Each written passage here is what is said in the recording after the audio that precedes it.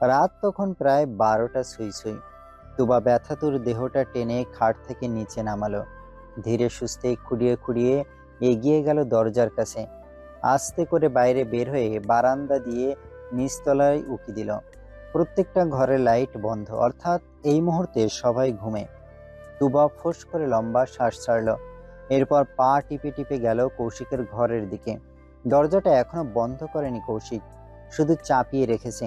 তুবা দরজার সামান্য ফাঁক গলিয়ে উকি দিল। কৌশিক বড় জানালার সামনে শটান হয়ে দাঁড়িয়ে আছে, চোখ দুটো খোলা আকাশে নিবদ্ধ, দুই হাত ট্রাউজারের পকেটে গুজে রাখা, কোমরের ওপর থেকে উপরের অংশ সম্পূর্ণ উন্মুক্ত। তুবা সুর চোখে কৌশিকের নগ্ন পিঠের দিকে তাকালো। সুঠাম দেহটা চোখে বিঁধে থাকার মতো, দুই হাতের শক্ত মাংসলগুলো ফুলে ফুলে আছে। তুবার নজর আটকে গেল কৌশিকের সুঠাম দেহে। ভুলেই বসলো সে এখানে কেন এসেছে। ঠিক সেই মুহূর্তে আচমকা কৌশিক পেছনে না ফিরে বলে উঠল, তুবা, চোরের মতো উকিঝুঁকি না মেরে সোজা ঘরে আয়।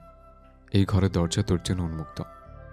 তুবা হকচকিয়ে গেল, চোয়াল ঝুলে পড়ল। লোকটা পেছনে না ফিরে কিভাবে বুঝলো দরজার কাছে তুবা আছে? এ লোকের পেছনেও দুটো চোখ আছে নাকি? তুবা দরজা ঠেলে ভেতরে ঢুকলো। গুটি গুটি পায়ে এগিয়ে আসতে আসতে বলল, আপনি কিভাবে জানলেন দরজার বাইরে আমি আছি? অন্য কেউ তো হতে পারে। কৌশিকের নজর তখনও খোলা আকাশে স্থির। সেদিকে দৃষ্টি রেখেই কৌশিক জবাব দিল, তোর উপস্থিতি টের পেতে আমার তোকে দেখার প্রয়োজন নেই, শুধু অনুভূতি যথেষ্ট। তুবা পাত্তা দিল না সেই কথায়। কৌশিকের কথা সম্পূর্ণ উপেক্ষা করে নিজ উদ্যোগে বলল, আমার ফোন কেন নিজের কাছে রেখেছেন? ওটা ফিরিয়ে দিন, আমার খালি খালি লাগছে। আচমকা তুবাকে একটানে দেয়ালের সাথে ঠেসে ধরল কৌশিক। ব্যথাতুর দেহটা দেয়ালে ধাক্কা খেয়ে ব্যথা দ্বিগুণ বেড়ে গেল তুবার। সঙ্গে সঙ্গে দুই হাত মুঠো করে চোখ খিচে বন্ধ করে নিল মেয়েটা। তুবার দুই বাহু চেপে ধরে দাঁতে দাঁত চেপে কৌশিক বলল, গত 4 দিন ধরে একটা ছেলে তোকে বিরক্ত করছে, অথচ এই কথা আমি আজকে জানতে পারলাম। কত লোকনে শিখে গেছিস, সাহস খুব বেড়ে গেছে তোর। দেবো নাকি সরাসরি দফা রফা করে? কৌশিকের কথার মাঝে আচমকা তুবা এক অনাকাঙ্ক্ষিত ঘটনা ঘটিয়ে ফেলল। দুই পায়ের পাতায় ভর দিয়ে উঁচু হয়ে ঝুঁকে থাকা কৌশিকের ওষ্ঠে ওষ্ঠ ছুঁয়ে দিল। সেই ছোঁয়ার স্থায়িত্ব খুব বেশি সময় ছিল না, এই বড়জোর 3 কি 4 সেকেন্ড। এরপর সঙ্গে সঙ্গে তুবা স্বাভাবিক হয়ে দাঁড়ালো, ফিসফিস করে বলল, করুন দফারফা, আমিও দেখতে চাই। কৌশিকের মাথা হ্যাং হয়ে গেল। ওষ্ঠে এখনো গরম গরম ভাব অনুভব হচ্ছে। মুহূর্তেই কি ঘটে গেল বুঝতে তার মিনিট খানেক সময় লাগলো। যখনই বুঝতে পারলো পুরো ঘটনা, তখন কৌশিকের ঠোঁটের কোণে সূক্ষ্ম হাসির রেখা দেখা মিলল। কৌশিক তুবাকে ছেড়ে দিল। পিছনে ঘুরে ডান হাতে মাথায় চুল খামচে ধরে পিছনে ঠেলে দিল। এর পরপরই হুট করে ঘুরে তাকালো। তুবার দুই পাশের দেয়ালে হাত রেখে তুবাকে নিজের বাহু বন্ধনে আবদ্ধ করে নিল। মাথাটা ঝুঁকিয়ে তুবার মুখোমুখি হয়ে বলল, দিলি তো, দিলি তো রাগের 12টা বাজে। হ্যাঁ দিলাম, আবার রাগ দেখালে আবারও দিব। তুবার ভয়হীন চোখের দিকে কয়েক সেকেন্ড নির্বিশেষ তাকিয়ে রইল কৌশিক। কণ্ঠের রুক্ষতা কমে গেল, অত্যন্ত কোমল কণ্ঠে হাওড়ালো, উস্কে দিচ্ছিস তো? মনটাকে শত শত দড়ি দিয়ে শক্ত করে বেঁধে রেখেছিলাম, তুই নিজ হাতে এক এক করে দড়িগুলো খুলে দিচ্ছিস। যেদিন মনটা পুরোপুরি বাঁধন ছাড়া হয়ে যাবে না, সেদিন কিন্তু তোর আর নিস্তার নেই। আমি নিস্তার চাইও না। কৌশিকের কথার বিপরীতে চোখে চোখ রেখে জবাব দিল তুবা। কৌশিক ঠোঁট কামড়ে হাসল। তুবার পুরো মুখ জুড়ে দক্ষ নজর জোড়া সময় নিয়ে বিচরণ চালালো। নজর ঘোরাতে গিয়ে কৌশিকের চোখ আটকে গেল তুবার পাতলা নরম ওষ্ঠে। সঙ্গে সঙ্গে চোখ সরিয়ে শুকনো ঢোক গিলল কৌশিক। দেয়াল থেকে হাত সরিয়ে সরে দাঁড়ালো। পকেট থেকে তুবার ফোনটা বের করে এগিয়ে দিয়ে বলল, ঘরে যা, এখানে আর এক মুহূর্তও থাকবি না, আমি কন্ট্রোল হারাচ্ছি। তুবার দাঁড়ালো না, বাধ্য মেয়ের মতো ফোনটা নিয়ে দরজার দিকে পা বাড়ালো। কয়েক কদম গিয়ে একবার ঘাড় ঘুরিয়ে ফিরে চাইলো। কৌশিকের উন্মুক্ত সুঠাম দেহে আরো একবার নজর বুলালো। এরপর লজ্জা পাওয়ার ভঙ্গিতে সেখান থেকে প্রস্থান নিল। তুবার লাজুক চাহনি দেখে ঠোঁট কামড়ে হাসল কৌশিক। হাসির দাপটে দেহটা সামান্য দুলে উঠল। এর পরপরই আচমকা চোয়াল জোড়া শক্ত করে ফেলল। রবির নামটা আবারও কৌশিকের ব্রেনে টোকা দিচ্ছে। রাগে শরীর জ্বলে যাচ্ছে কৌশিকের। ইচ্ছে করছে ছেলেটাকে জ্যান্ত পুঁতে ফেলতে। সাত সকালে ভুয়া মঞ্জিলে আগমন ঘটল রাইমার। কৌশিক মৌমিতার অ্যাক্সিডেন্টের খবর পেয়ে ছুটতে ছুটতে চলে এসেছে মেয়েটা।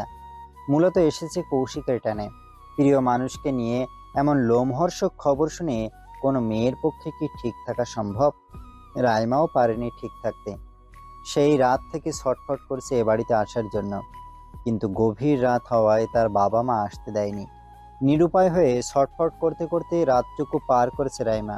এরপর ভোরের আলো ফুটতে না ফুটতেই ছুটে চলে এসেছে এই বাড়ি। তার বাবা মা আসবে আরও কিছুক্ষণ পর।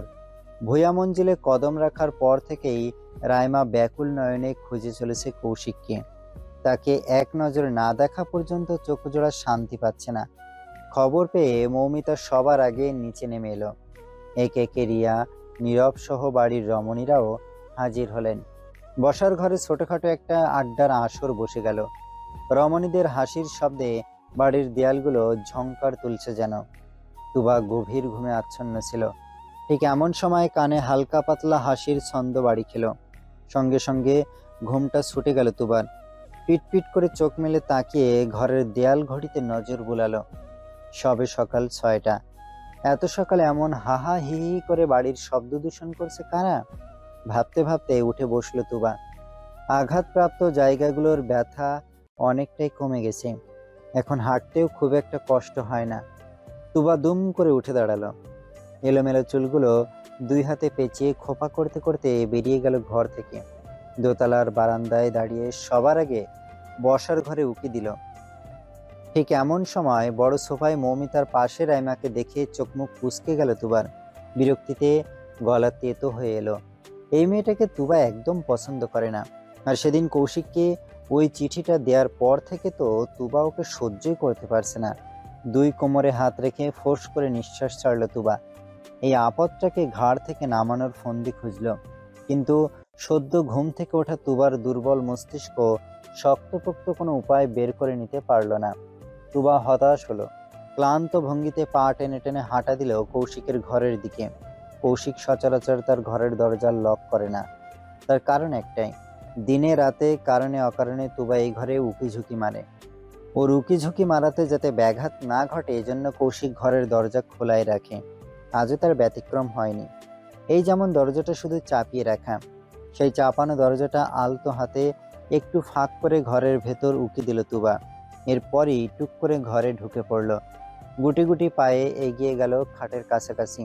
সঙ্গে সঙ্গে চোখ আটকে গেল বড়সড় আলিশান বিছানায়। কোমর পর্যন্ত পাতলা চাদর টেনে ঘুমিয়ে আছে কৌশিক। পেটানো শরীরটা পুরোপুরি উন্মুক্ত। পেটের শক্ত পেশিগুলোর ভাঁজ নিঃশ্বাসের সাথে সাথে ওঠানামা করছে। এলোমেলো চুলগুলো কপাল জুড়ে ছড়িয়ে আছে। ঘুমন্ত অবস্থায় একটু বেশি আকর্ষণীয় লাগছে যেন। তুবা খেই হারালো। অবাধ্য হলো চোখের চাহনি। বখাটেদের মতো চোখ দিয়েই ছাপ বসিয়ে দিল কৌশিকের দেহে। শক্ত পুরুষালী দেহটা একবার ছুঁয়ে দেখার বাসনা জাগলো মনে। সেই বাসনা মেটাতে তুবা সামনে হাত বাড়ালো। চিকন তর্জনীটা আস্তে করে রাখলো কৌশিকের বুকে। অত্যন্ত সাবধানে আলতো করে আঙুল ছোয়ালো বুকের মাঝখানটায়। ছুঁয়ে দিয়ে তুবা নিজেই কেঁপে উঠল। আচমকা কৌশিক হুট করে চোখ মেলে তাকালো। সেকেন্ডের ব্যবধানে বুকের উপর রাখা তুবার হাতটা খপ করে ধরে একটানে নিজের নিচে ফেলে দিল। কৌশিকের এমন অতর্কিত আক্রমণে হকচকিয়ে গেল তুবা। স্থির হয়ে বিছানায় লেপ্টে রইল। তুবার দুই পাশে দুই হাত রেখে সামনে ঝুঁকে গেল কৌশিক। চোখে মুখে তখনও অল্প অল্প ঘুমের রেশ, কণ্ঠ ঘুম জড়ানো। এই সাত সকালে আমার ঘরে কি তোর? আমার ঘুমের ফায়দা উঠাতে এসছিস? কৌশিকের এহেন প্রশ্নে তুবা বাকরুদ্ধ হয়ে পড়ল। চোখের আকার ধারণ করল বৃহৎ, যেন ঠুস করে মণি দুটো চোখ থেকে বেরিয়ে আসবে। তুবা অবাক সুরে বলল, কিসব বাজে বাজে কথা? ফায়দা উঠাবো মানে? মানেটা আমার চেয়ে ভালো তুই জানিস। এসছিস তো আমার উচ্ছেদ ধরন করতে, তাই তো এখানে সেখানে ছুঁয়ে দিচ্ছিলে। পুরুষ মানুষের ইজ্জত আবার কেউ কিভাবে হরণ করে? যত সব আজগুবি কথা। আমি তো শুধু দেখতেই এসেছিলাম। উফ জান, এত লুকোচুরি কেন? দেখতে চাইলে সোজা আমাকে বলবি। তোর জন্য এই ঘর, এই বাড়ি, আমার জীবন, আমার মন, এমনকি আমার এই দেহটা উন্মুক্ত। যদিও ভেবেছিলাম এসব দেখা দেখি বিয়ের পর করব, কিন্তু তুই চাইলে আমি এখনো দেখাতে রাজি। বল, দেখাবো? কৌশিকের লাগাম ছাড়া কথা শুনে লজ্জায় গুটিয়ে গেল তুবা। মিনিটের ব্যবধানে দুই গাল লাল হয়ে এলো, কান দিয়ে গরম ধোঁয়া বের হচ্ছে। অস্বস্তিতে হাঁসফাঁস করে উঠল তুবা। দুই হাতে কৌশিকের বুকে ধাক্কা দিয়ে বলল, সরুন তো, আমার গরম লাগছে। সে কি, মাঝে তো 1 ফুটে দূরত্ব বজায় রেখেছে, তাহলে গরম লাগছে কিভাবে? জানি না, সরুন। এক প্রকার ধাক্কা দিয়েই কৌশিককে সরিয়ে দিল তুবা। উঠে বসে দুই হাতে গাল চেপে ধরল। গাল দুটো কেমন গরম হয়ে গেছে। কৌশিক মাথার নিচে দুই হাত গুজে দিয়ে ঠোঁট কামড়ে হাসছে। তুবাকে হাঁসফাঁস করতে দেখে হাসতে হাসতে বলল, রিল্যাক্স, আর মজা করবো না। এবার বল, এই সাত সকালে আমার কাছে কি চাই? চাইলেই কি দিবেন? তোর কোনো চাওয়া অপূর্ণ রেখেছি আমি? তুই চাইলে এই চানটাও তোর হাতে তুলে দিতে প্রস্তুত। একবার বলেই দেখ। তুবা যেন সুযোগ পেয়ে গেল, দুম করে উঠে দাঁড়ালো। দুই হাত বুকে আড়াআড়ি ভাঁজ করে মুখ ফুলিয়ে বলল, রাইমা আপু এসেছে। আসতেই পারে, এটা ওর ফুপুর বাড়ি। বাড়িটা তার ফুপির হলো, ফুপির জন্য তো আর আসেনি, এসেছে ফুপির ছেলের জন্য। এক বুক আক্রোশ নিয়ে নাক ফুলিয়ে কথাগুলো বলল তুবা। কৌশিকের সমতল হৃদয় এবার বেজায় কুঁচকে গেল। তোদের মেয়েদের ছলাকলা বোঝা বড় তাই সোজা কথা পেঁচিয়ে পেঁচিয়ে বিনুনে গাথিস। সরাসরি বলতো কাহিনী কি? বেশ সোজা ভাষায় বলেছি। বাড়িতে রাইমা আপু এসেছে, সে আপনার জন্য অপেক্ষা করছে, কিন্তু আপনি তাকে একদম পাত্তা দিবেন না, কোনো কথাও বলবেন না। মোট কথা তাকে পুরোপুরি ইগনোর করবেন। আর আমার এইটাই চাওয়া। কৌশিক অতিষ্ঠ ভঙ্গিতে মাথা নাড়ল, ফোঁস করে নিঃশ্বাস ছেড়ে উঠে দাঁড়ালো। ওয়াশরুমের দিকে যেতে যেতে বলল, এত প্যাচের প্রয়োজন নেই। সরাসরি বল তুই জেলাস ফিল করছিস। এনিওয়ে, আমি এমনিতেও বাড়িতে বেশিক্ষণ থাকবো না, খেয়ে বের হব। এই সাত সকালে কোথায় যাবেন? কৌশিকের চলন্ত পাজোড়া থেমে গেল। ঘুরে তুবার মুখোমুখি হয়ে দাঁড়ালো। সামান্য ঝুঁকে নিচু কণ্ঠে বলল, বউয়ের মতো আচরণ করছিস কেন? কই, আমি তো এমনিই জানতে চাইলাম। তুবাকে ঘাবড়াতে দেখে হাসলো কৌশিক। মাথা ঝুঁকিয়ে রেখেই জবাব দিল, খুব দরকারি কাজ আছে, বাট তাড়াতাড়ি ফিরবো, প্রমিস। এটুকু বলেই সোজা ওয়াশরুমে ঢুকে দরজা আটকে দিল। তুবাদের স্কুল মাঠের একদম পেছন দিকে একটা বিশাল বড় বট গাছ আছে। 100 বছর পুরনো গাছটা একাই মাঠের অর্ধেক দখল করে নিয়েছে। গাছের ছায়ায় বসার জন্য নিচে গোল করে সিমেন্ট বালুর প্লাস্টার করা। রবিন সেখানে এসে পৌঁছেছে কিছুক্ষণ আগে। ছেলেটা ব্যাকুল চোখে এদিক ওদিক চাইছে আর ঘড়িতে বারে বারে সময় দেখছে। সময়টা এখন সকাল 10:05। দুবার তো ঠিক 10টায় চলে আসার কথা। এক বুক ধৈর্য নিয়ে অপেক্ষা করছে ছেলেটা। কৌশিক ভার্সিটির বাইরে একটা চায়ের দোকানে বসে চা খাচ্ছিল। এমন সময় একটা ছেলে এসে খবর দিল, বন্ধু, মালটা চলে এসেছে। কৌশিক অর্ধেক চা খেয়েছে মাত্র। রবিন এসে গেছে শুনে সঙ্গে সঙ্গে কাপটা রেখে দিল। বিলটা মিটিয়ে দোকানের পেছন থেকে একটা মোটা হকি স্টিক বের করলো। এরপর শার্টের হাতা গোটাতে গোটাতে পা বাড়ালো বটতলার দিকে। সঙ্গে আছে কৌশিকের 2 বন্ধু ফারাজ আর রামিম, সেই সাথে নীরবও যোগ দিয়েছে। বটতলার কাছাকাছি আসতে আচমকা কৌশিকের পায়ের গতি কমে গেল। গম্ভীর মুখশ্রী আরো বেশি গম্ভীর রূপ ধারণ করলো। বটতলায় বসে আছে অল্প বয়সী একটা ছেলে। ফর্মাল সাজে বেশ পরিপাটি হয়ে এসেছে ছেলেটা, তবে বয়স নিতান্তই কম। দেখে মনে হচ্ছে দাড়িটাও সবে উঠতে শুরু করেছে। কৌশিক তো ভেবেছিল রবিন নামক ছেলেটা ওর সমবয়সী বা 2-1 বছরের ছোট হবে, কিন্তু এ তো দুধের শিশু। শেষে কিনা নিজের চেয়ে অর্ধেক বয়সী ছেলের সাথে মারপিট করতে হবে, সেটাও আবার প্রেম ভালোবাসা নিয়ে। এটা কি দৃষ্টিকটু লাগবে না? কৌশিকের ভাবনার মাঝে পেছন থেকে নীরব চেঁচিয়ে উঠল, আরে, এ তো রবিন, মানে আমার বন্ধু, মানে আমাদের ক্লাসেই পড়ে, মানে নতুন এসেছে, মানে। আচমকা ঘাড় ঘুরিয়ে কটমট দৃষ্টিতে তাকালো কৌশিক। ওর এমন ভয়ঙ্কর চাহনি দেখে নীরবের কথা মাঝপথেই আটকে গেল, কিন্তু নীরব দমে গেল না। তার ভেতরের ভাই সত্তা জেগে উঠল। সবাইকে উপেক্ষা করে দৌড়ে চলে গেল রবিনের কাছে। ছেলেটা বসে পিছনের পুকুরের দিকে তাকিয়েছিল। আচমকা ওর কলার ধরে টেনে তুলে দুম করে নাক বরাবর ঘুষি বসিয়ে দিল নীরব। হঠাৎ আক্রমণে হকচকিয়ে গেল রবিন। মৃদু আর্তনাদ করে নাক চেপে ধরল। নীরবের এহেন কাণ্ডে কপাল চাপড়ালো ফারাজ আর রামি। দুজন দৌড়ে গিয়ে নীরবকে দূরে সরালো, কিন্তু ছেলেটাকে ধরে রাখতে পারছে না। তেড়ে গিয়ে বলছে, শালা, সাহস কত বড়! আমার বোনকে বিরক্ত করে। তোর কলিজায় আমি মরিচ টলে দেব। আয়, কাছে আয়। নীরবের ওভার অ্যাক্টিং দেখে ফোঁস করে নিঃশ্বাস ছাড়ল কৌশিক। হাতের হকি স্টিকটা পাশেই ফেলে দিল।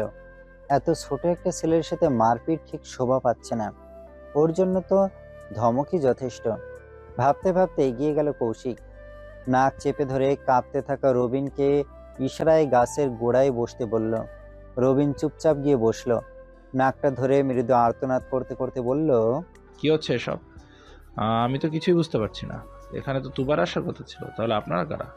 রবিনের মুখে তুবার নাম শুনে মাথায় দপ করে আগুন জ্বলে উঠল কৌশিকের। শান্ত মেজাজটা মুহূর্তেই অশান্ত হয়ে গেল। চোখ দুটো লাল হয়ে সেই রাগের আভাস দিল। কৌশিক দুই হাত মুষ্টিবদ্ধ করে যথাসম্ভব রাগ চেপে কড়া ভাষায় বলল, বয়স কম তোমার, এর জন্য বুঝতে সময় লাগছে। লিসেন, এত কিছু বুঝতে হবে না, শুধু দুবার থেকে 10 হাত দূরে থাকবে। মাইন্ডেড? কিন্তু কেন? আমি কেন ওর থেকে দূরে থাকবো? আমি তুবাকে ভালোবাসি। এই পর্যায়ে কৌশিক নিজের মেজাজ হারালো। আচমকা রবিনের কলার চেপে ধরল। চোখ দিয়ে আগুনের ফুলকি বের হচ্ছে যেন। রবিনের কলার ঝাঁকিয়ে হুঙ্কার ছেড়ে বলল, একদম জানে মেরে ফেলবো, এখানে মেরে পুঁতে রেখে দেব। এই চোখ দিয়ে দ্বিতীয়বার তোপার দিকে তাকালে চোখে গরম সীসা ঠেলে দেব। তোমাকে ভালোবাসার অধিকার আমি কাউকে দিইনি। কৌশিকের হুঙ্কার শুনে রবিন ভয় পেয়ে গেল।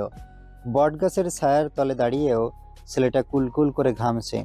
বুকের ভেতর এক সাগর ভয় চেপে রেখে রবিন সাহস নিয়ে প্রশ্ন করলো, আপনি তুবার জন্য আমার উপর টর্চার করছেন কেন? কে আপনি? আপনি কি তুবার ভাই নাকি ওর ভাড়া করা গুন্ডা?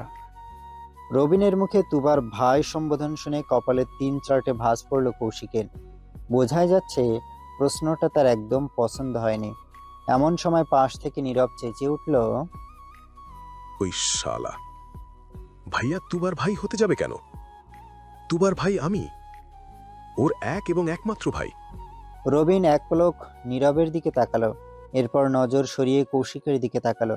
ছেলেটার চোখে এখনো কৌতূহল, কণ্ঠে জানার তীব্র আকাঙ্ক্ষা। আর আপনি? তুবা কে হয় আপনার? আচমকা কৌশিকের রাগটা পড়ে গেল যেন, কেমন যেন শান্ত নদীর মতো শীতল হয়ে গেল। রবিনের কলার ছেড়ে দিয়ে গাছের গোড়ায় বসে পড়ল কৌশিক। ঠোঁটের কোণে হাসি ঝুলিয়ে বলল, তোবা, এ তো আমার জান, আমার লাইফ লাইন, আমার বেঁচে থাকার কারণ, আমার জীবনের খুশি। রবিনের মনটা হঠাৎ করেই খারাপ হয়ে গেল।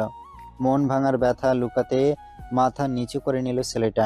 নিজে নিজেই বিড়বিড় করে আওড়ালো, তার মানে এই সেই যার কথা তুবা বলতো আমাকে। আমি ভেবেছিলাম মিথ্যা বলছি, কিন্তু না, এখন তো দেখছি তুবার সব কথাই সত্যি। মন খারাপ করে মাথা নিচু করে নেওয়া রবিনের দিকে এক পলক তাকালো কৌশিক। এরপর নজর গেল নীরবের দিকে। কৌশিক কিছুক্ষণ নীরবের মুখের দিকে তাকিয়ে রইল, এরপর হুট করেই বলে উঠল, মন খারাপ করো না ছোট ভাই, তোবা তোমার জন্য নয়, শুধু তুমি কেন, আমি ব্যতীত তোবা আর কারোর জন্য নয়। তবে তোমাকে আমি একটা বেটার অপশন দিতে পারি। তোমার বেস্ট ফ্রেন্ড আছে রিমি, মেয়েটা অনেক ভালো, সাথে সুন্দরী। তুমি চাইলে ওর উপর ট্রাই করতে পারো। সাহায্য লাগলে বলো, আমি হেল্প করব। আপন ভাইয়ের মুখ থেকে এমন ভয়ানক কথা শুনে জোরে সোরে কেসে উঠল নীরব।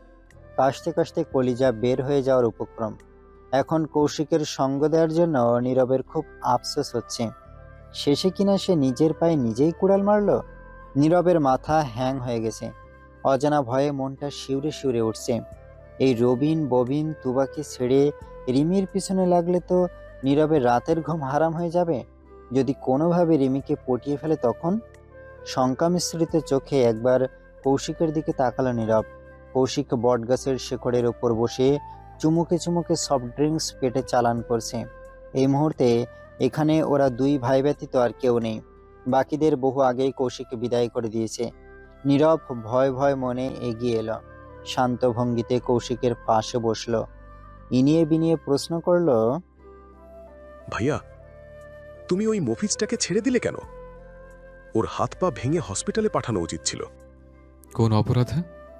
কৌশিকের ভাবলেশীন উত্তর। নীরব একটু অবাক হলো, অবাক কণ্ঠে বলল, সে কি? ওর অপরাধ কি তোমার অজানা?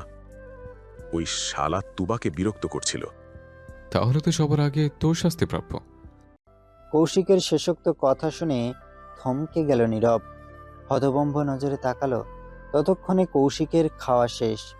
ক্যানটা পাশের ডোবায় ছুঁড়ে মেরে নীরবের দিকে ঘুরল কৌশল, তীক্ষ্ণ চোখে তাকিয়ে বলল, কি যেন তখন বলছিলে? আরে এটা তো রবিন, মানে তোর বন্ধু, মানে তোর সাথে একই ক্লাসে পড়ে, ইত্যাদি ইত্যাদি। একটুকু বলেই শক্ত চোখে তাকালো কৌশিক, গলার কণ্ঠ গম্ভীর হলো। তুই উপস্থিত থাকতে তোর বন্ধু তোপাকে পটানোর চেষ্টা করছিল, এই কথা তুই আমাকে জানাস নি। এটা তোর প্রথম অপরাধ। আমি তো জানতাম না ভাই। সশরীরে উপস্থিত থেকেও তুই এটা জানিস না, এটা তোর আরেকটা অপরাধ। দুটো ভয়ানক অপরাধ করেছিস তুই, শাস্তি তো রবিনের আগে তোর প্রাপ্য। নীরব বেশ বুঝতে পারছে কৌশিকের কথার মানে, আর বুঝতে পারছে বলেই মন জুড়ে আতঙ্ক ছড়িয়ে পড়েছে। নীরব দুই হাত জোড় করে অনুনয় সুরে বলল, মাফ করো ভাই, অনেক বড় ভুল হয়ে গেছে। এমন ভুল আর কোনোদিন হবে না। প্লিজ রিমিকে রেহাই দাও।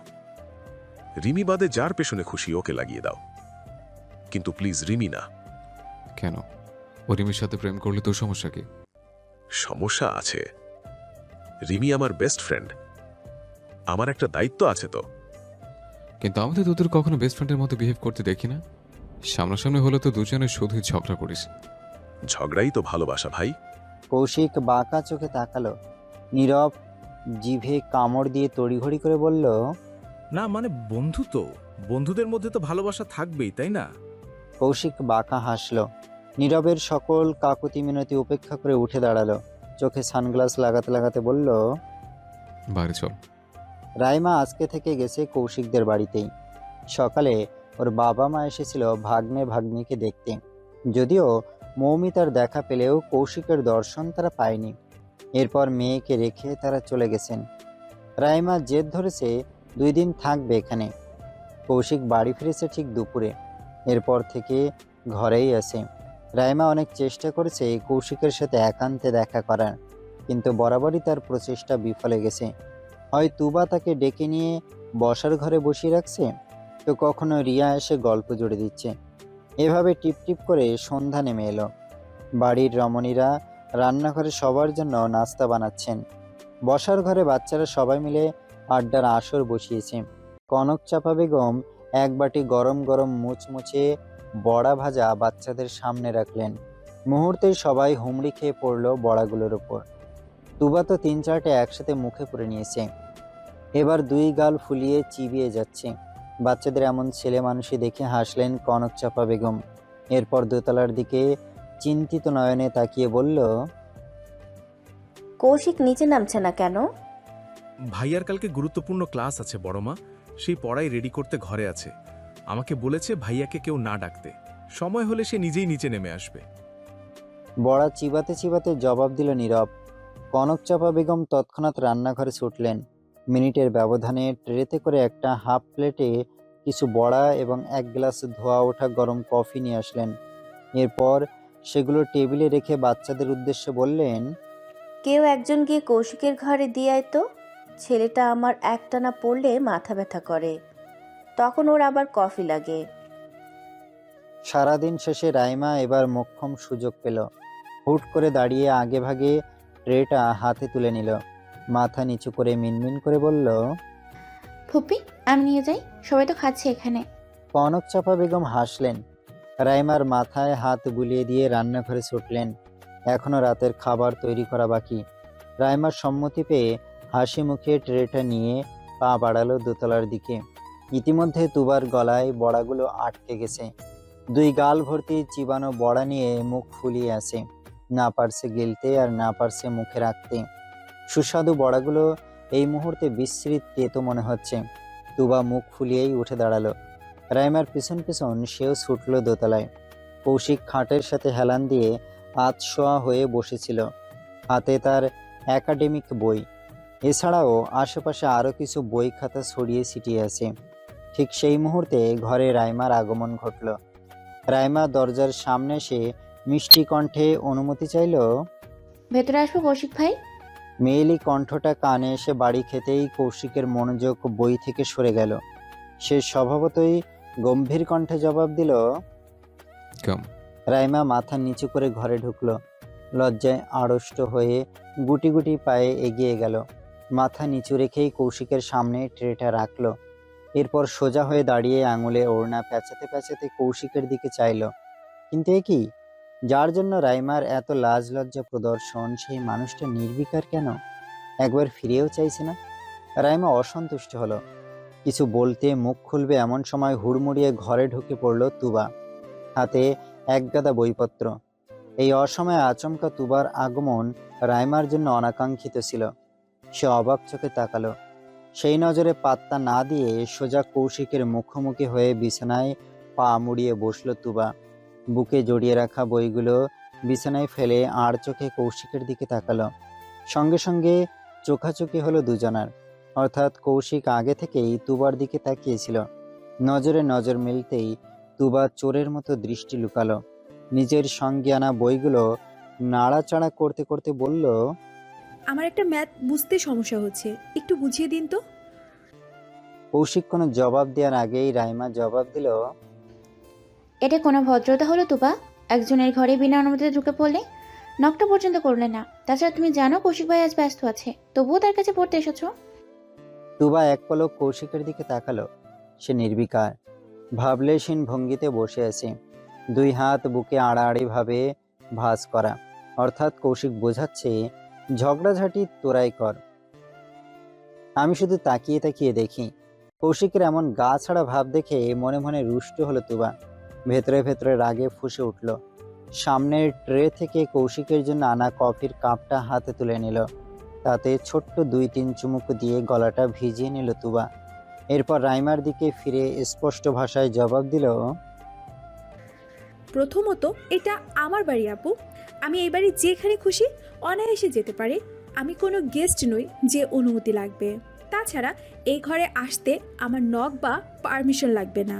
এই ঘরের দরজা আমার জন্য সব সময় উন্মুক্ত। আর রইল কৌশিক ভাইয়ের ব্যস্ততার কথা, তিনি যতই ব্যস্ত থাকুক সময় ঠিক বের করে নিতে জানি। তুবার এমন কাট কাট জবাবে রাইমা অপমান বোধ করলো ভীষণ। তার উপর তুবাকে কৌশিকের জন্য আনা কফি খেতে দেখে রাগও হলো। নিজের পক্ষে সাহায্য চাইতে কৌশিকের দিকে করুণ দৃষ্টিতে তাকালো। কিন্তু কৌশিক একবারের জন্যও রাইমার দিকে ফিরেও তাকায়নি। সে শুরু থেকেই মনোযোগ দিয়ে তুবাকে দেখছে। এতে রাইমার মনে ভীষণ আঘাত লাগলো। আঘাতে জর্জরিত হৃদয় নিয়ে চুপচাপ বেরিয়ে গেল ঘর থেকে। এত অপমানের পরেও কি সেখানে আর থাকা যায়? তুবা এক পলক তাকালো দরজার দিকে। রাইমাকে মন খারাপ করে চলে যেতে দেখে তুবারও খারাপ লাগছে। কিন্তু তাতে কি? মেয়েটা এসেছে তো তুবার সতীন হতে। ওকে এখনই বাধা না দিলে এই মেয়েটাই ভবিষ্যতে তুবার জীবনের কাঁটা হয়ে দাঁড়াবে। ভাবতে ভাবতে আনমনে মুখ ভ্যাংচালো তুবা। এরপর ঘাড় ঘোরাতেই চোখাচোখি হলো কৌশিকের সাথে। কৌশিক সঙ্গে সঙ্গে তুবার হাত থেকে কফির কাপটা নিয়ে নিল। তাতে বড়সড় একটা চুমুক বসিয়ে তৃপ্তিতে চোখ বন্ধ করলো। যেন অতি সুস্বাদু কিছু তার মুখ দখল করে নিয়েছে। পরম তৃপ্তি নিয়ে ঢোক গিলে কৌশিক বলল, বাহ, বেশ মজা তো। আজ কফিটা একটু বেশি মজা লাগছে। বিনিময়ে তুবা জবাব না দিয়ে রাগি চোখে তাকালো শুধু। কিন্তু কৌশিকের মধ্যে তাতে কোনো পরিবর্তন আসলো না। সে পূর্বের ন্যায়ই আওড়ালো, তোর ঠোঁটে কি মধুর খনি আছে? একটু ঠোঁট ছোঁয়া দিয়ে পুরো কাপটা সহ মিষ্টি হয়ে গেছে। কাছে এত যান, একটু চেক করে দেখি। তুবা ফুঁসে উঠে পিছন থেকে নেল কাটারের ছোট্ট চাকু বের করলো। সেটা কৌশিকের দিকে তাক করে বলল, দেখেছেন এটা কি? তোর কি আমাকে কানা মনে হয়? একদম কথা ঘুরাবেন না। আমি বলেছিলাম রাইমা আপুর থেকে দূরে থাকবেন। কৌশিক ফোঁস করে নিঃশ্বাস ছাড়ল। কফির কাপটা পাশের টেবিলে রেখে দিল। এরপর খাটের সাথে আয়েশি ভঙ্গিতে হেলান দিয়ে বসে জবাব দিল, তোর কথা রাখতে সারাদিন ঘরে ছিলাম। পর আর মিথ্যে অজুহাত দেখিয়ে নিজেকে ঘরবন্দি করে রেখেছে। আর কি চাস? আমি তো আর নিজে থেকে কারোর সাথে কথা বলতে চাইনি। রাইমা পায়ে হেঁটে আমার ঘরে এসছে। কৌশিকের ব্যাখ্যায় তুবার মন গলল না একটুও, বরং অকাজের ছোট্ট চাকুটা আরও একটু এগিয়ে ধরে বলল, অত কিছু জানি না আমি। ওই আপুকে আপনার আশেপাশে দেখলে আমার হিংসে হয়, আমি সহ্য করতে পারি না, রাগে আমার শরীর জ্বলে যায়। আপনি খবরদার ওনার সাথে একদম কথা বলবেন না। যদি কথা বলি তাহলে কি হবে? এটা আপনার পেটে ঢুকিয়ে দিলে কেমন হবে? এই 2 ইঞ্চি মাপের ধারবিহীন ছুরি দিয়ে হুমকি দিতে দেখে পেট ফাটা হাসি পাচ্ছে কৌশিকের। কৌশিক বহু কষ্টে হাসি চাপিয়ে রাখল। দুবার বাড়িয়ে রাখা হাতটা খপ করে ধরে টান দিয়ে নিজের কাছে নিয়ে আসলো। আচমকা হ্যাঁচকা টানে তুবা নিজের ভারসাম্য হারালো। নরম তুলতুলে দেহটা আশ্রয় পড়ল কৌশিকের বুকে। দুজনের নাক একে অপরের সাথে সুই সুই। কৌশিক দুষ্টু হেসে বলল, বেশি কিছু হবে না, শুধু একটু রক্ত বের হবে, এই যা। তবে তোকে একটা বেটার অপশন দিচ্ছে, বরং তুই নিজে আমার ভেতরে ঢুকে যা। ট্রাস্ট মি, আমি বেশি শান্তি পাবো। তুবার চোখ আটকে গেল কৌশিকের চোখে। বিশাল সমুদ্রের মতো স্বচ্ছ গভীর 2 চোখ। সেই চোখের দিকে তাকিয়ে তুবা খেই হারালো। অবধের মতো পড়ে রইল কৌশিকের বুকে। কৌশিক মাথাটা সামান্য বামে ঝোঁকালো। তুবার কানের কাছে মুখ নিয়ে ফিসফিস করে বলল, তুই অনেক সফট আছিস জান, একদম তুলোর মতো, ধরে মজা পাই। কৌশিকের গা হিম করা কণ্ঠস্বর শুনে শরীরে কাঁটা দিয়ে উঠল তুবার। লজ্জায় আড়ষ্ট হয়ে চোখ নামিয়ে নিল। তড়িঘড়ি করে উঠে দাঁড়িয়ে বইপত্র রেখেই ছুটল। পেছন থেকে কৌশিক ডেকে উঠল, আরে জান, তো রোনাটা তো নিয়ে যা, এটা ফেলে যাচ্ছিস কেন তোবা? রাত শেষে একটা মিষ্টি সকালের সূচনা। ভুয়া মঞ্জিলের আনাচে কানাচে ম ম করছে সুস্বাদু খাবারের ঘ্রাণ। পেট মুচড়ে খিদে পাওয়া খাবারের ঘ্রাণে মাতাল হবে যে কেউ। ইতিমধ্যে বাড়ির কর্তারা খাবার টেবিলে এসে উপস্থিত হয়েছেন।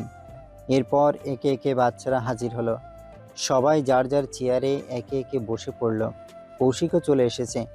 একেবারে ভার্সিটি যাওয়ার জন্য তৈরি হয়েই নিচে নেমে এসেছে কৌশিক। সবার শেষে নিচে নামলো তুবা। চোখ দুটো বন্ধ করে কানার মতো গন্ধ শুকতে শুকতে আসছে, যেন খাবারের সুগন্ধের পথ ধরেই সে নির্দিষ্ট গন্তব্যে পৌঁছাবে। দেখার কোনো প্রয়োজন নেই। পণ্ডিতি করে চোখ বন্ধ রেখে হাওয়ায় উড়ে উড়ে আসতে গিয়ে চেয়ারের সাথে পা বেঁধে গেল। হুড়মুড়িয়ে পড়েই যাচ্ছিল, এমন সময় কৌশিক খপ করে তুবার হাতটা ধরে ফেলল। হকচকিয়ে তাকালো তুবা। সঙ্গে সঙ্গে কৌশিকের শক্ত চাহনি দেখে বিড়াল ছানার মতো মিয়ে গেল। বাধ্য মেয়ের মতো কৌশিকের পাশের চেয়ার টেনে বসলো। নাক টেনে খাবারের ঘ্রাণ নিল। পুরো টেবিল জুড়ে বাহারি খাবারের মেলা। তুবা সবচেয়ে বেশি খুশি হয়ে গেল নিজের পছন্দের বিফ বিরিয়ানি দেখে। কনকচাপা বেগমের হাতের নারকেল চিংড়ি আর বিফ বিরিয়ানি তুবার সবচেয়ে পছন্দের। এগুলো পেলে তুবা 1 প্লেটের জায়গায় 2 প্লেট খাবার খেয়ে ফেলে। আনন্দে আত্মহারা তুবা হামলে পড়ল বিরিয়ানির ওপর। টেবিল ছড়িয়ে ছিটিয়ে নিজের প্লেটে বিরিয়ানি তুলতে লাগলো। মেয়ের এমন হকচকিতা দেখে তাওহিদ সাহেব নিচু স্বরে বললেন, আব্বা আস্তে, বড়রা আগে করুক। তাওহিদ সাহেবের কথার মাঝে বাদ সাধলেন জামাল সাহেব। গম্ভীর কণ্ঠে বললেন, আহ তাওহিদ, বারণ করো না, ওকে নিতে দাও। আমার আম্মা খেয়ে বাঁচলে তবে আমরা খাবো। বড় চাচুকে নিজের পক্ষে পেয়ে দাঁত কেলিয়ে হাসল তুবা। ময়না বেগম অতিষ্ঠ ভঙ্গিতে মাথা নাড়লেন। তার মতো বাড়ির বড় কর্তার অতিরিক্ত আশকারাতে মেয়েটা তার বাঁধন ছাড়া হয়ে যাচ্ছে। তিনি মেয়ের মাথায় ছোট্ট করে একটা চাপড় মেরে বিরিয়ানির বাটিটা হাতে তুলে নিলেন। এরপর একে একে সবার প্লেটে খাবার পরিবেশন শুরু করলেন। আজ বাড়ির রমণীদের সাথে রাইমাও খাবার সার্ভ করছে। কনকচাপা বেগম অনেকবার রাইমাকে বলেছেন সবার সাথে বসে পড়তে, কিন্তু সে বসতে নারাজ। সে নাকি আজ সবাইকে নিজ হাতে খাবার পরিবেশন করবে। সবাই শব্দটা তো একটা বাহানা মাত্র। সে মূলত চিপকে আছে কৌশিকের পিছনে। চাওয়ার আগেই এটা সেটা কৌশিকের পাতে তুলে দিচ্ছে। বিরক্ত হলেও চুপচাপ খেয়ে চলেছে কৌশিক, কোনো প্রতিক্রিয়া দেখাচ্ছে না। কিন্তু তুবা কিছুতেই শান্ত থাকতে পারছে না। শুরুটা খুবই উৎসাহ নিয়ে হলেও এখন তার কাছে পুরো পরিবেশ অসহ্যকর লাগছে। রাইমার এত ঢং করে কৌশিকের প্লেটে খাবার তুলে দেয়া, পিছনে ছায়ার মতো চিপকে দাঁড়িয়ে থাকা তুবার ধৈর্যের বাঁধ ভেঙে দিচ্ছে। প্লেটে আঙুল নাড়াচাড়া করতে করতে তুবা আর চোখে একবার কৌশিকের দিকে তাকালো। ঠিক সেই মুহূর্তে কৌশিকও তুবার দিকে তাকিয়েছে। ফলস্বরূপ চোখাচোখি হলো দুজনার। কৌশিক দুই ভুরু উঁচিয়ে নিঃশব্দে জিজ্ঞেস করলো, কি? তুবার সঙ্গে সঙ্গে নজর সরিয়ে নিল। সেটা অভিমানে নাকি লজ্জায় জানে না তুবা। মিনিটের ব্যবধানে কৌশিক নিজের প্লেটের বড় বড় চিংড়ি দুটো তুলে তুবার প্লেটে দিয়ে দিল। এরপর খেতে খেতে রাইমাকে উদ্দেশ্য করে বলল, চিংড়ি দিও না রাইমা, আমি এখন চিংড়ি খাবো না। তাহলে মাংস দিই? কৌশিক হাত উঁচিয়ে বাধা দিল। কাট কণ্ঠে জবাব দিল, আমি নিজে নিয়ে খেতে পারি, যা লাগবে আমি নিজেই নিতে পারবো। কৌশিকের কড়া জবাব রাইমার মনে বেশ আঘাত করল। মেয়েটা কত আশা নিয়েছিল কৌশিকের সেবা করবে, এই ছোট ছোট যত্নের মাধ্যমে কাছে যাওয়ার রাস্তা তৈরি করবে, দুজনের মধ্যে একটা বোঝাপড়ার সম্পর্ক তৈরি হবে। কিন্তু কৌশিক তোকে পাত্তাই দিচ্ছে না। শেষে এক বুক মন খারাপ নিয়ে কৌশিকের পেছন থেকে সরে গেল রাইমা। তবে কৌশিকের এই পদক্ষেপ বেশ মনে ধরল তুবার। মাথা নিচু করে দাঁত দিয়ে ঠোঁট কামড়ে হাসল। হাসি হাসি মুখে আবারও খাওয়া শুরু করলো। খাওয়া দাওয়া শেষে বাড়ির কর্তারা যার যার কাজে চলে গেছেন। বাড়ির রমণীরা টেবিল পরিষ্কার করতে ব্যস্ত। কৌশিক বেরিয়েছে একটু আগে, তার নাকি গুরুত্বপূর্ণ ক্লাস আছে আজ। মৌমিতা বের হবে আরও পরে। তবে রিয়া, নীরব আর তুবার আজ ছুটি, ওরা আজ বাড়িতেই আছে। খাওয়া শেষে বসার ঘরে সবাই মিলে আড্ডা দিচ্ছে। এমন সময় বাড়ির রমণীরাও কাজ শেষ করে বাচ্চাদের সাথে যোগ দিলেন। কনকচাপা বেগম রাইমাকে কাছে ডাকলেন। রাইমা মৌমিতার পাশে বসেছিল। কনকচাপা বেগমের ডাকে উঠে এসে তার পাশে বসল। কনকচাপা বেগম রাইমার মাথায় আদরের সহিত হাত বুলিয়ে প্রশ্ন করলেন, একটা কথা বলতো রাই, কৌশিককে তোর কেমন লাগে? কনকচাপা বেগমের এহেন প্রশ্নে লজ্জায় মাথা নিচু করে নিল রাইমা। তবে বিস্ফোরণ ঘটল তুবার মনে। আচমকা তার বড়মার এহেন প্রশ্নে বুকটা কেঁপে উঠল তুবার। হৃৎপিণ্ডে হাতুড়ি পেটানো শুরু হলো। গোল গোল চোখে তাকালো লজ্জায় গলে পড়া রাইমার দিকে। কান সজাগ হলো উত্তর শোনার জন্য।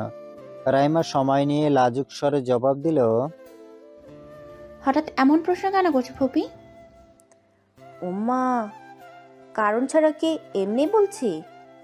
তোকে আমার খুব ভালো লাগে। কি লক্ষ্মী একটা মেয়ে তুই।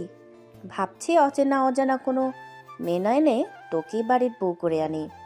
তুই রাজি থাকলে ভাই ভাবির সাথে কথা বলবো, কি বলিস? আচমকা বিয়ের কথা শুনে লজ্জায় কান গরম হয়ে গেল রাইমার। কোনো জবাব না দিয়ে হুড়মুড়িয়ে উঠে চলে গেল সেখান থেকে। রাইমা কেমন লজ্জা পেয়ে মুখ লুকাতে দেখে উপস্থিত সবাই শব্দ করে হেসে উঠল। কনকচাপা বেগম হাসতে হাসতে বললেন, কি লাজুক মেয়েটা, একটুতেই লজ্জায় গলে যায়। এমন একটা লাজুক মিষ্টি সংসারী মেয়েই আমার চাওয়া। ভাবছি ভাই ভাবির সাথে কথা বলেই ফেলি, কি বলিস ছোট? ময়না বেগম মাথা নাড়িয়ে সম্মতি জানালেন। এমন সময় বাড়ির মেজগিন্নি নাইমা বেগম ডেকে উঠলেন, ভাবি দুপুরের জন্য ফ্রিজ থেকে কি বের করব? কনকচাপা বেগম সঙ্গে সঙ্গে ছুটলেন রান্নাঘরে। পিছন পিছন ছুটলেন ময়না বেগমও। তবে রেখে গেলেন বিস্ময়ে হতভম্ব তুবাকে। কনকচাপা বেগমের কথাগুলো তুবার মস্তিষ্কে সজোরে বাড়ি খেল। অজানা ভয়ে বুক কেঁপে উঠল তুবার। এতদিন তো শুধু রাইমা কৌশিককে পছন্দ করত, কিন্তু এখন তো বিষয়টা বড়দের ইচ্ছা পর্যন্ত এগিয়ে গেছে। কনকচাপা বেগম নিজের ছেলের বউ হিসেবে রাইমাকে বেছে নিয়েছেন। এবার তো কথা এগোবে। দুই পক্ষের মতামত মিলে গেলে বিষয়টা বিয়ে পর্যন্ত চলে যাবে। তুবার কৌশিক ভাই অন্য কারো হয়ে যাবে। ভাবনাটা মনে আসতেই বুকের ভেতর মুচড়ে উঠল তুবার। থরথরিয়ে কেঁপে উঠল পুরো দেহ। তুবা খেয়াল করলো ওর হাত পা সহ পুরো শরীর কাঁপছে। দেহের শক্তি ক্রমশ ফুরিয়ে যাচ্ছে। এসির মধ্যে বসেও কুলকুল করে ঘামছে। শ্বাস প্রশ্বাসও অস্বাভাবিক। তুবার এই অস্বাভাবিক পরিবর্তন সবার আগে চোখে পড়ল রিয়ার। রিয়া চমকে উঠে বলল, তুবা, কি হয়েছে তোর? চোখ মুখ এমন ফ্যাকাশে লাগছে কেন? তোর কি শরীর খারাপ করছে? রিয়ার কথা শুনে ফিরে চাইল মৌমিতা। তুবাকে অস্বাভাবিকভাবে কাঁপতে দেখে খপ করে হাতটা ধরে ফেলল। তুবা তখনও ঠকঠকিয়ে কাঁপছে, কিছু বলার জন্য ঠোঁট নাড়াচ্ছে কিন্তু কিছু বলতে পারছে না, শুধু জোরে জোরে নিঃশ্বাস টানছে। মৌমিতার আর বুঝতে বাকি নেই কি হয়েছে। এটা প্যানিক অ্যাটাকের লক্ষণ। মৌমিতা দ্রুত তুবাকে এক হাতে আগলে ধরে উঠে দাঁড়ালো। দোতলায় নিয়ে যেতে যেতে বলল, রিয়া, জলদি জলদি এক গ্লাস ঠান্ডা পানি দিয়ে আয়। আর হ্যাঁ, কেউ যেন তোমার কথা না জানে। রিয়া মাথা নেড়ে দৌড়ে রান্নাঘরে ছুটল। মৌমিতা আর নীরব দুজন মিলে ধরাধরি করে তুবাকে ঘরে নিয়ে গেল। সময় তখন সবে সকাল 9:30। খুবই গুরুত্বপূর্ণ একটা ক্লাস চলছে কৌশিকদের। সামনে প্রফেসর লেকচার দিচ্ছেন আর স্টুডেন্টরা মনোযোগ দিয়ে লেকচার শুনছে। এমন গুরুত্বপূর্ণ একটা সময়ে বিপ বিপ করে কৌশিকের ফোনটা কেঁপে উঠল। মনোযোগে ব্যাঘাত ঘটায় বিরক্ত হলো কৌশিক। পকেট থেকে ফোনটা বের করে যেই না কাটতে যাবে এমন সময় তুবার নাম্বার দেখে থেমে গেল। ভুরুকুচকে মাথা নিচু করে ফোনটা রিসিভ করলো। সঙ্গে সঙ্গে শোনা গেল মৌমিতার বিচলিত কণ্ঠস্বর। ভাই, কেলেঙ্কারি হয়ে গেছে। তুবা প্যানিক অ্যাটাক করছে। তুই যেখানেই থাকিস জলদি আয়, আমি ওকে সামলাতে পারছি না। কৌশিকের বুকটা ধক করে উঠল। অজানা ভয় হৃৎপিণ্ড কামড়ে ধরল। মুহূর্তেই যেন বোধবুদ্ধি খুইয়ে বসল। আগে পিছে না ভেবে ক্লাস চলাকালীন অবস্থায় দৌড়ে বেরিয়ে গেল ক্লাস থেকে। ব্যস্ত কদম জোড়া সোজা এসে থামলো ভুয়া মঞ্জিলের সামনে। আধা ঘন্টা রাস্তা 20 মিনিটে দৌড়ে পার করে এসেছে কৌশিক। বাড়ি পৌঁছেছে দুরন্ত পায়ে। ছুটে গেল দোতলায় তুবার ঘরে। সেখানে তুবার সাথে মৌমিতা, রিয়া এবং নীরব ছিল। কৌশিক অস্থির দৃষ্টিতে তাকালো তুবার দিকে। মেয়েটা খাটের সাথে আতশোয়া হয়ে বসে থরথর করে কাঁপছে। নাকের ডগা লালচে রং ধারণ করেছে। চোখ মুখ কেমন ফ্যাকাশে হয়ে গেছে। কৌশিকের বুকটা কেমন যেন ব্যথা করে উঠল। সে ছুটে গিয়ে সোজা তুবার মুখোমুখি হয়ে বসল। অস্থির কণ্ঠে প্রশ্ন করল, কি হয়েছে মৌ? ও এমন করছে কেন? মৌমিতা সংক্ষেপে কাহিনী বোঝালো। নিজের মায়ের এমন মন মর্জি আবদারের কথা শুনে কৌশিকের মাথায় রক্ত উঠে গেল। চোয়াল জোড়া শক্ত করে হাত মুঠো করে ধরল। মৌমিতা ততক্ষণে রিয়া আর নীরবকে নিয়ে ঘর থেকে বেরিয়ে গেছে। কৌশিক নজর দিল তুবার দিকে। মেয়েটা কেমন ঠকঠকিয়ে কাঁপছে। চোখ থেকে অনবরত পানি ঝরছে। ঠোঁট জোড়াও তীর তীর করে কাঁপছে। তুবার এমন করুণ দশা দেখে আহত হলো কৌশিক। 2 হাতে আঁচলে তুবার মুখটা আগলে ধরল। সান্ত্বনা দিয়ে বলল, এই জান, শান্ত হ, ভয় নেই, আমি আছি না। আমি বেঁচে থাকতে তোর কিসের ভয়? শান্ত হ। এতক্ষণে তুবার গলা দিয়ে আওয়াজ বের হলো। মেয়েটা হু হু করে কেঁদে ফেলল। ফ্যাস ফ্যাসে গলায় ভেঙে ভেঙে স্পষ্ট স্বরে বলল, আপনি, আপনার বড় মা বিয়ে? অসম্পূর্ণ কিছু শব্দ আওড়ে বাচ্চাদের মতো কেঁদে ফেলল তুবা। কৌশিকের বুকটা মুচড়ে উঠল। অশান্ত ঝড় শুরু হলো ভেতরে। তুবাকে এক টানে নিজের বুকের উপর ফেলল কৌশিক। বুকের সাথে শক্ত করে চেপে ধরে মাথায় হাত রাখলো। কণ্ঠস্বর করুণ, জান, কান্না থামা প্লিজ। তোকে কাঁদতে দেখলে আমার বুকে ব্যথা করে, ভেতরটা চলে যায়। জেনে বুঝে আমাকে কষ্ট দিস, তাই না? তুবা তবুও থামল না। মেয়েটা চাইলেও থামতে পারছে না। মনের মধ্যে ভয়গুলো আষ্টে পৃষ্ঠে জড়িয়ে ধরেছে। তুবা কাঁদতে কাঁদতে মিনমিন করে আওড়ালো, আমি আমি কি আপনাকে হারিয়ে ফেলবো কৌশিক ভাই? আপনি হারিয়ে যাবেন আমার জীবন থেকে। আপনি অন্য কারো হয়ে যাবেন। আপনি আমার হবেন না। কৌশিকের বুকের এলোমেলো ঝড় দ্বিগুণ হলো। সে হুট করেই তুবার মাথা বুক থেকে টেনে তুলল। সঙ্গে সঙ্গে আঁকড়ে ধরল তুবার কাঁপতে থাকা ওষ্ঠ জোড়া। তুবার শরীর জুড়ে বিদ্যুতের ঝলকানি খেলে গেল। একদম শান্ত, স্থির হয়ে গেল। কৌশিক আরও একটু ঘনিষ্ঠ হলো।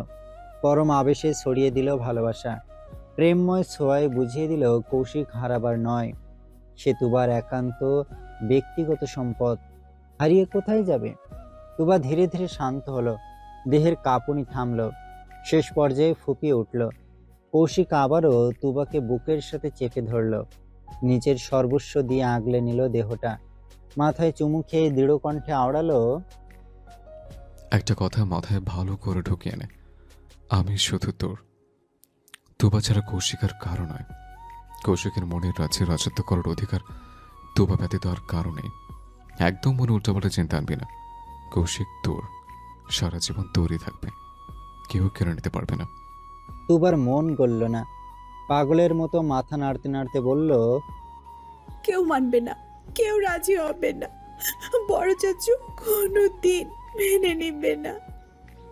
দরকার নেই কারো মারার। তুই রাজি, আমি রাজি, এটাই আসল। বাকিরা জাহান্নামে যাক, আই ডোন্ট কেয়ার।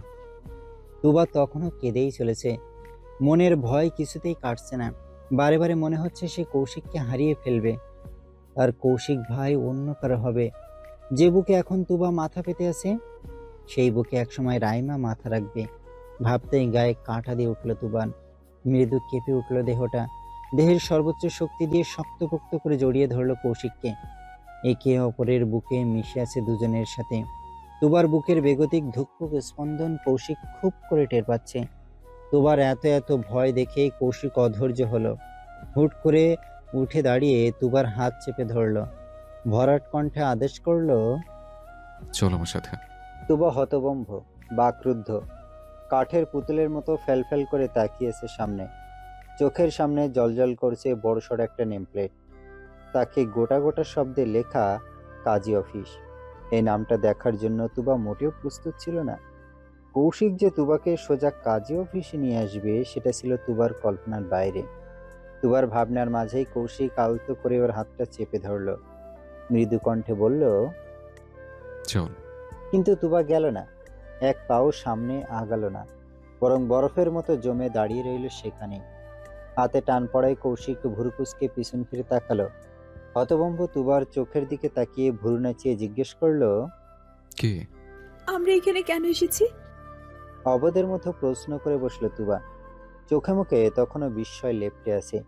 বিপরীতে কৌশিক মৃদু হাসলো। 2 কদম এগিয়ে এসে তুবার মুখোমুখি হয়ে দাঁড়ালো। তুবার চোখে চোখ রেখে বলল, কাজী অফিসে মানুষ কি করতে আসে? বিয়ে করতে? সাক্ষী হিসেবেও আসে? আপাতত সাক্ষী নয়, আমরা বিয়ে করতে এসেছি। এটুকু বলে থামলো কৌশিক। তুবা তখনও অবুঝের মতো ফেলফেল করে তাকিয়ে আছে। ওর এমন চাহনি দেখে কৌশিক আলতো হাসলো। ডান হাতে তুবার বাম গাল আগলে ধরে মোহনীয় কণ্ঠে বলল, আজ তোর মনের সব ভয় দূর করে দেবো জান। নিজেকে পার্মানেন্টলি তোর নামে লিখে দেব। একটা স্বচ্ছ সাদা কাগজে বড় করে লিখে দেব, আজ থেকে এই কৌশিক ভূঁইয়া শুধুমাত্র তুবা আফরিনের। কৌশিকের উপর দখলদারি থাকবে এক এবং একমাত্র তুবার। বলতে বলতে স্বচ্ছ হাসলো কৌশিক। তুবা নির্বিশেষ তাকিয়ে রইল কৌশিকের সমুদ্রের ন্যায় গভীর 2 চোখে, যেই চোখ তুবাকে বারে বারে প্রেমের অনুভূতি বোঝায়। তুবা হারিয়ে যায় অজানা রাজ্যে, মুখের খেই হারায়, শুধু নয়নে ছড়িয়ে পড়ে মুগ্ধতা। তুবাকে আবারও ঘোরের মধ্যে ডুবতে দেখে ঠোঁট কামড়ে হাসল কৌশিক। তুবার একটা হাত আলতো করে মুঠোয় পুরে নিয়ে কাজী অফিসের ভেতরে চলে গেল। ভেতরে গিয়ে আরো এক দফা চমকে গেল তুবা। আজ যেন তার চমকানোর দিবস। ভেতরে অলরেডি মৌমিতা, নীরব, রিয়া, রিমি উপস্থিত আছে। সবার থেকে নজর সরিয়ে তুবার নজর গেল একদম পেছনে। সেখানে 2টো গোলাপের মালা হাতে ভূতের মতো দাঁড়িয়েছে রবিন। এই মুহূর্তে এই জায়গায় রবিনকে তুবা মোটেও আশা করেনি। তুবা ভেবে পাচ্ছে না এই আগাছা গড়াগড়ি করতে করতে এখানে পৌঁছালো কিভাবে। ভয় ভয় চোখে একবার কৌশিকের দিকে তাকালো তুবা। কৌশিকের নজর আগে থেকেই তুবার দিকে ছিল। দুজনের চোখাচোখি হতেই কৌশিক ঠোঁট ছড়িয়ে হাসল। সামান্য ঝুঁকে তুবার কানের কাছে মুখ নিয়ে ফিসফিস করে বলল, ডোন্ট ওয়ারি জান, রবিনকে আমি ডেকে এনেছি। আমার তরফ থেকে সাক্ষী লাগবে তো? ও আমার সাক্ষী হবে। তুবা আরো একবার হতভম্ব নয়নে তাকালো। সবকিছু মেয়েটার মাথার উপর দিয়ে যাচ্ছে। তুবার চিন্তা ভাবনায় ইথি টানতে ওকে হাত ধরে একটা চেয়ারে বসিয়ে দিল কৌশিক। নীরবের হাতে একটা শপিং ব্যাগ ছিল। কৌশিক সেই ব্যাগ থেকে একটা লাল রঙের বউ ওড়না বের করলো। চেয়ারে গুটিসুটি মেরে বসে থাকা তুবার মাথায় নিজ হাতে ওড়নাটা ছড়িয়ে দিল। একটা হাত টেবিলে রেখে অন্য হাত তুবার চেয়ারে রেখে সামনে ঝুঁকলো কৌশিক। অর্ধ ঘোমটার আড়ালে তুবার মুখটা একবার দেখে মুগ্ধ কণ্ঠে বলল, পারফেক্ট, এবার বউ বউ লাগছে। এর পরপরই নিজে গিয়ে তুবার পাশের চেয়ার টেনে বসলো। সামনেই বসে আছেন দাড়িওয়ালা টুপি পরিহিত একজন মাঝবয়সী লোক।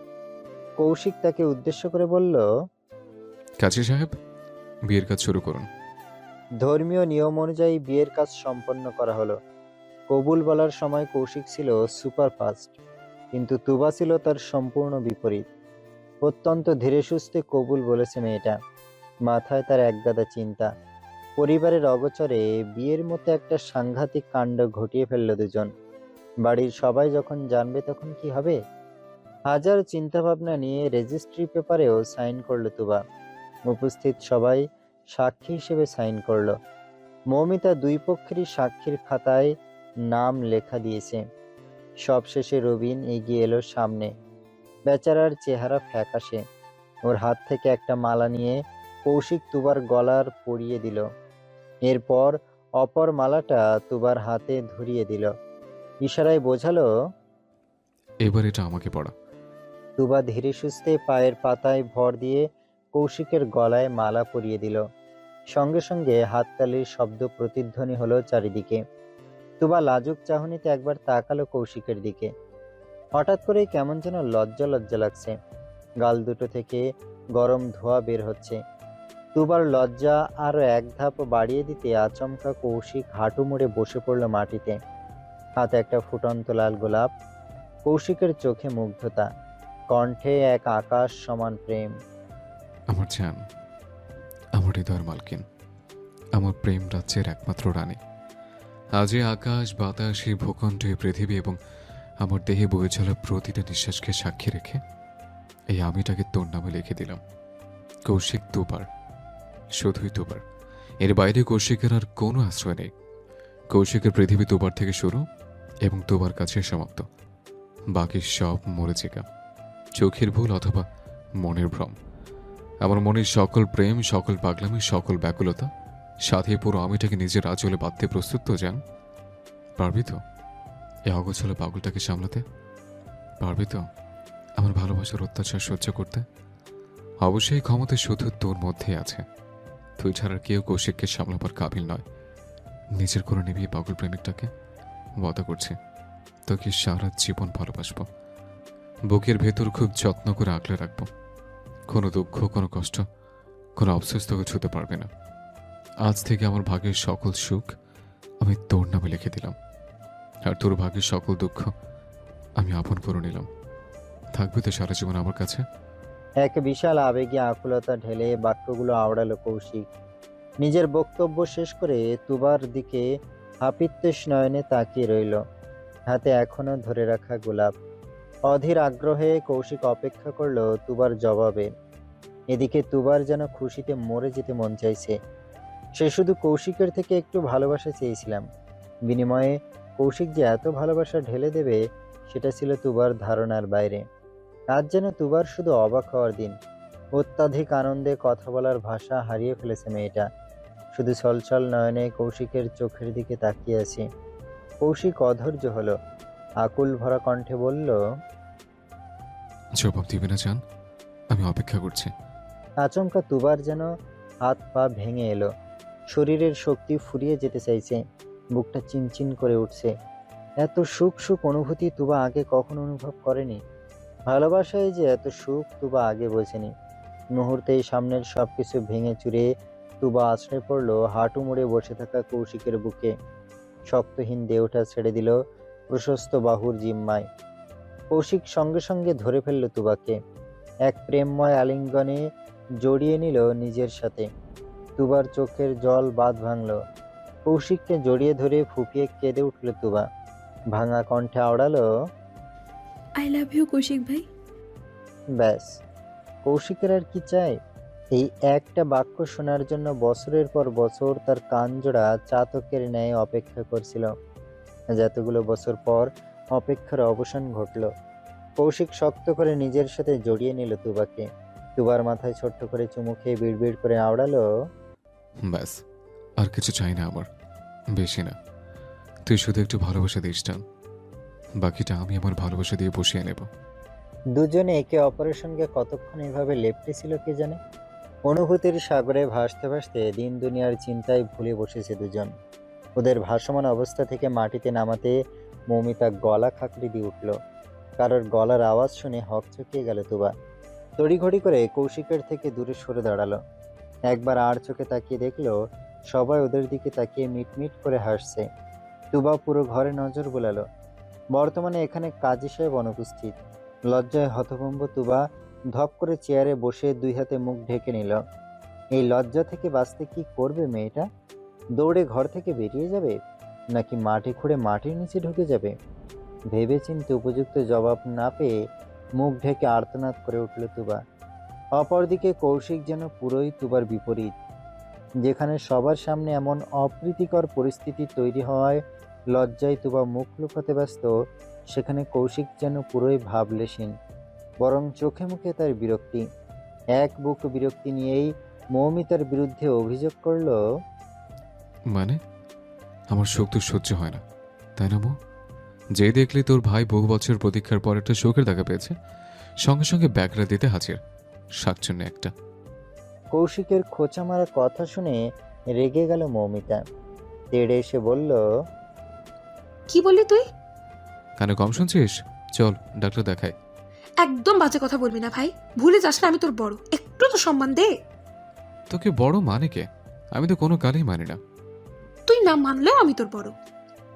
হ্যাঁ, তুই যদি বড় হতিস তোর এতটুকু জ্ঞান থাকতো, দুজন কাপল রোমান্স করার সময় তাদের ডিস্টার্ব করতে হয় না, চুপচাপ সেখান থেকে কেটে পড়তে হয়। সেই ম্যানার্স তো তোর মধ্যে নেই, যেটা আমার মধ্যে ভরপুর আছে। এখান থেকে প্রমাণ হয় তুই আমার ছোট। মৌমিতা জবাব দেওয়ার ভাষা হারিয়ে ফেলল। আঙুল তুলে শাসিয়ে কিছু বলতে গিয়েও ভেবে পেল না কি বলবে। ঝগড়ায় রেগে গিয়ে অতিষ্ঠ ভঙ্গিতে বলল, তুই তুই একটা অসভ্য। সভ্য কোনো কালে ছিলাম না, আর না নিজেকে কখনো সভ্য প্রমাণ করার চেষ্টা করেছে। ইউনো না, তোর থেকে ভালো আমাকে আর কে চেনে? মায়ের পেট থেকে তো আমার লেজ ধরে ঘুরেছিস। কৌশিকের ভাবলেশীন উত্তর। মৌমিতা নিজের মেজাজ হারালো, আর এক মুহূর্ত সেখানে দাঁড়ালো না। সোজা তুবার হাতটা চেপে ধরে হনহন করে বেরিয়ে গেল সেখান থেকে। পিছন থেকে কৌশিক চেঁচিয়ে উঠল, ওই হাতি আস্তে, আমার পিঁপড়ের মতো বোর্ডের ব্যথা লাগবে। আজ তুবার মনটা বেজায় ফুরফুরে। তখন কাজী অফিস থেকে বাড়িতে ফেরার পর থেকেই তুবা হাওয়ায় উড়ছে। মনে যেন নতুন করে রং লেগেছে। কুশন বুকে জড়িয়ে ধরে মিটিমিটি হাসছে, আবার কখনো হেসে সোফায় গড়াগড়ি খাচ্ছে। ওর এমন অদ্ভুত আচরণ দেখে চোখ পাকিয়ে তাকালেন ময়না বেগম। চোখের ইশারায় কাজ না হওয়ায় জোরে সোরে ধমকে উঠলেন, এই তোর কি হয়েছে রে?